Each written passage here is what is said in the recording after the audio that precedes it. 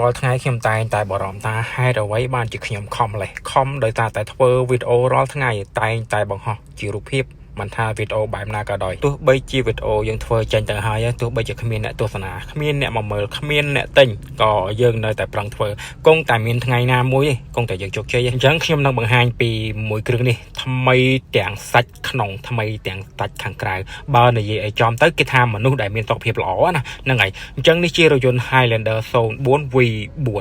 ប៉ុងមួយគ្រឿងនេះទឹកថ្នាំខ្ញុំតានេះឲ្យស្រិនមួយជុំទាំងការតុបតែងកម្រាលជាង VIP ទាំងក្នុងទាំងក្រៅបាទគ្មានកន្លែងណាថាឲ្យទាស់ទេកញ្ចក់ក៏អ៊ុតជីវីហើយបិទបូឌីក្រូមេតិចតួចទៅបីតែ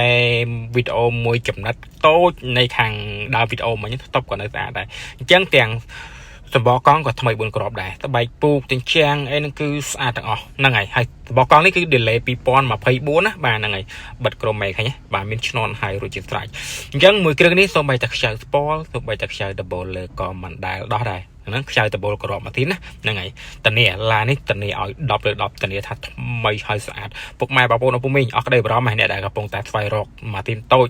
04ប៉ុង1មកយកមកអញ្ចឹងបើសិនជាពុកម៉ែបងប្អូនចង់បានព័ត៌មានលម្អិតឬក៏ចង់រំលោះទិញដាច់បៃដូស inbox តាក់ទោមកណាខ្ញុំនឹងផ្ញើរូបភាពជូនបាទមានគ្រប់ប៉ុស